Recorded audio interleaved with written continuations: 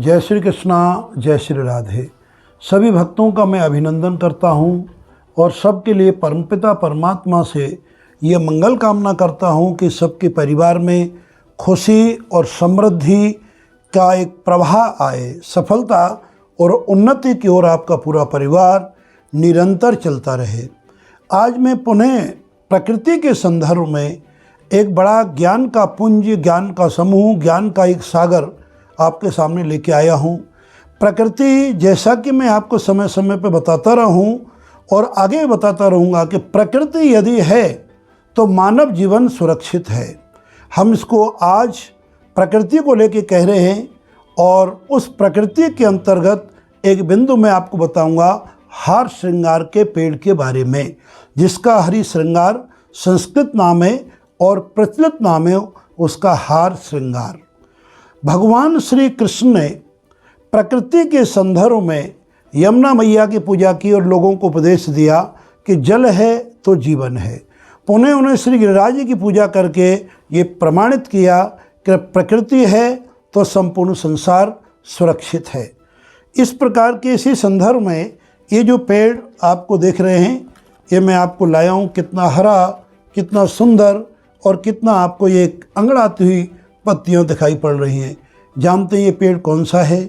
इस पेड़ का नाम है हरि श्रृंगार।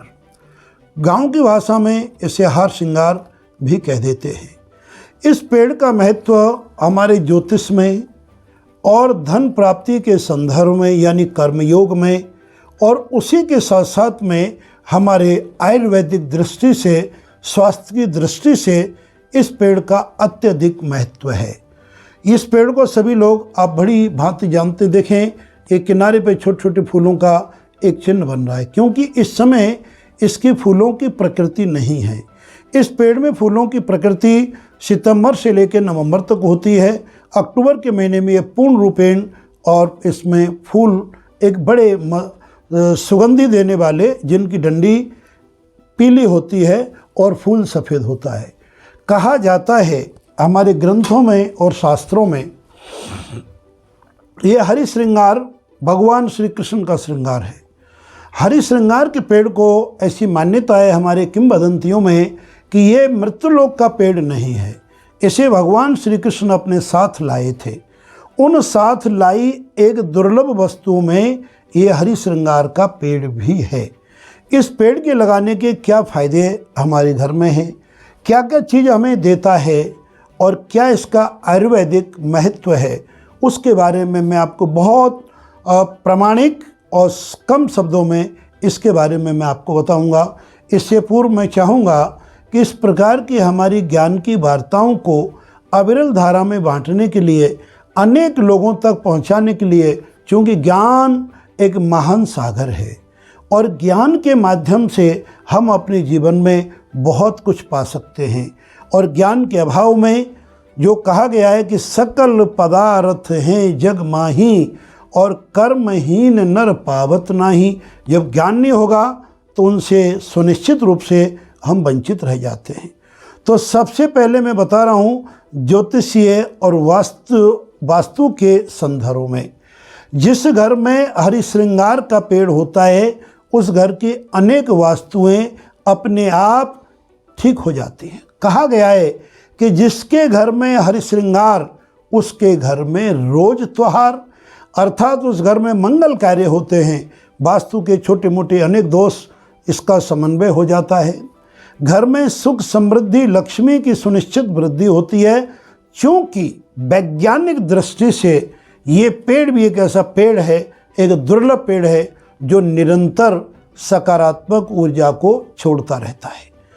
और सकारात्मक ऊर्जा को छोड़ते छोड़ते हमारे घर में एक सुख समृद्धि का, शांति का एक प्रवाह, एक अविरल धारा बना देता है, जो हमारे घर में बड़ा सुकून मिलता है। तो आप हमारे आचार्य जनन कटारा चैनल को सब्सक्राइब करें, बेल आइकन ना दबाना ना भूलें। इसके संदर्भ में दूसरे दो बिंदु मैं आपको और बता रहा हूँ। पहला बिंदु मैंने बताया वास्तु और ज्योतिष के आधार पर। दूसरा जो इसका बड़ा भारी चमत्कारी प्रभाव देखा गया है, जो हमने अनुभव किया है और अनुभव देखा है, घर में यदि कोई टोना टोटका या नाना प्रकार की जो नकारात्मक ऊर्जा उसे ब्लैक मैजिक या मिस्मरिज्म अनेक नामों से, इवल आई आदि से नाम से जाने जाते हैं। अगर ये पेड़ आपके घर में है तो इन चीज़ों का प्रवेश आसान नहीं होगा। और कभी अगर किसी ने भयानक कोई शत्रुता को रखते हुए किसी कोई मारण तारण, सम्मोहन, वशीकरण और उच्चाटन, ये 6 प्रकार के हमारे तांत्रिक प्रयोग होते हैं। यद्यपि मैं तांत्रिक नहीं हूँ, लेकिन तांत्रिक के बारे में थोड़ा ज्ञान रखते हैं कि तांत्रिकों से बचना चाहिए। अगर किसी ने मारण जैसी क्रिया भी कर दी है किसी कारण को लेके, जो लोग शायद कर सकते हैं, कलयुग का प्रभाव है। आपके घर में अगर हरि श्रृंगार का पेड़ है, हर श्रृंगार का पेड़ है, तो ध्यान रहे पेड़ सूख जाएगा, लेकिन घर के किसी भी प्राणी को, छोटा हो बड़ा हो, यहाँ तक कि आपके घर में अगर कोई पेट्स हैं, जीव जंतु हैं, उनकी भी रक्षा करता है। तो ऐसे दुर्लभ पेड़ को हम जरूर अपने घर में लगाएं। अब इसके 2 बिंदु कब लगाएं और कहाँ लगाएं?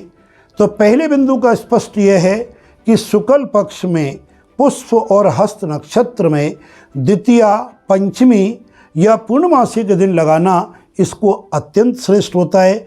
अगर इन तिथियों में इन नक्षत्रों का समन्वय नहीं होता है तो किसी सर्वार्थ अमृत सिद्धि योग में लगा सकते हैं। ये योग देखना जंत्री में बहुत आसान है, उसमें आपका अधिक समय नष्ट नहीं करेंगे। अगर किसी को चाहें तो कमेंट्स बॉक्स में डाल के पूछ सकते हैं, तो अगले 2-3 महीने की हम आपको डेट निकाल के दे सकते हैं।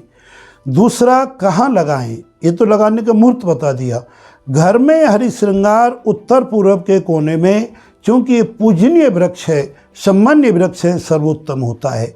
वैसे वायु कोण नॉर्थ वेस्ट में और नैऋत्य कोण में एवं अग्नि कोण के अलावा ईशान, नैऋत्य और वायव्य यानी साउथ ईस्ट को छोड़ करके साउथ वेस्ट, नॉर्थ वेस्ट और नॉर्थ ईस्ट, ईस्ट यानी पूरब, नॉर्थ यानी कि उत्तर और वेस्ट यानी कि पश्चिम और दक्षिण पश्चिम की तरफ झुका हुआ, इन 3 जगहों पर कहीं पर भी आपके घर में हरि श्रृंगार का पेड़ हो तो आपके घर में रोज त्योहार जैसा माहौल आपके घर में बना रहेगा। कई प्रकार की खुशियाँ, अनेक प्रकार के मंगल कार्य आपके घर में स्वतः ही अपने आप ही उभरते रहेंगे, आते रहेंगे। ऐसा ये हमने अनुभव से देखा है। दूसरा, इस पेड़ में एक बड़ी औषधीय तत्व होते हैं। इसकी 1 या 2 पत्ती ज़्यादा ना खाएं। 1 या 2 पत्ती रोज़ चबा चबा के खाने से या काली मिर्च और मिश्री के साथ पीस करके जल के साथ पीने से आपके घुटनों के दर्द और वायु तत्व की अनेक बीमारियां, इवन दें जो दुनिया में एक भयंकर जंगल की आग की तरह फैल रही है, डायबिटीज और बीपी एवं हाइपरटेंशन और अनिद्रा, ये चीज़ों पर भी इसका जादू की तरह असर होता है। तो ये एक बड़ा अच्छा औषधि है। यद्यपि ये सब कुछ मैंने अनुभव के आधार पर बताया है, किंतु फिर भी उचित रहेगा कि इसके सेवन करने से पूर्व किसी आयुर्वेदिक ज्ञाता से राय ले लेंगे तो और भी अच्छा होगा। फिर भी इसके फूलों को भगवान पर नित्य चढ़ाने से भगवान अत्यंत प्रसन्न हो जाते हैं।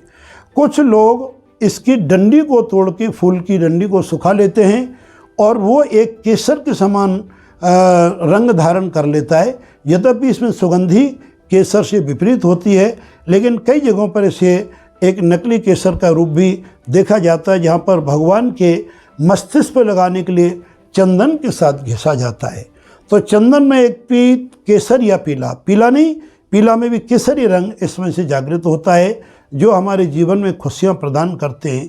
कहा जाता है और अनुभव से देखा है, जब आपके घर में पेड़ हो या फूलों की उपलब्धता आपके पास हो जाए तो भगवान श्री नारायण को, भगवान श्री कृष्ण को, भगवान श्री शिव को और माँ भगवती दुर्गा को अथवा अपने इष्ट देव को, किसी को भी आप नित्य इसकी माला पहनाएं या जितने आपके पास फूल हैं वो फूल चढ़ाएं और भगवान के सामने अपना गुरु मंत्र बोलकर, या जो आपके मंत्र गुरु मंत्र ग्रहण नहीं किया है तो जो हमेशा मैं बताता हूँ आपको कि श्री कृष्ण शरणम मम, ये शरणागति मंत्र है जो प्रत्येक वर्ग के प्रत्येक प्राणी को बोलने का और मन में चिंतन करने का पूर्ण अधिकार है।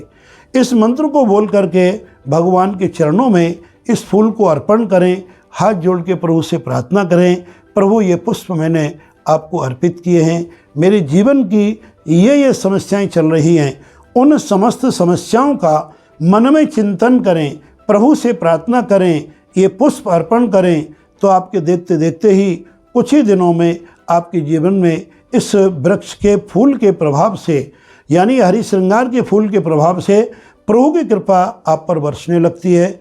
जीवन में खुशियाँ, समृद्धि और सफलता की एक प्रगाढ़ वर्षा होने लगती है। तो आज की वीडियो में प्रकृति के संदर्भ में उनको प्रकृति को सम्मान करते हुए इतना ही बताएंगे। फिर आपके समक्ष हम समय समय पर नए नए ज्ञानों को लेकर के आते रहेंगे।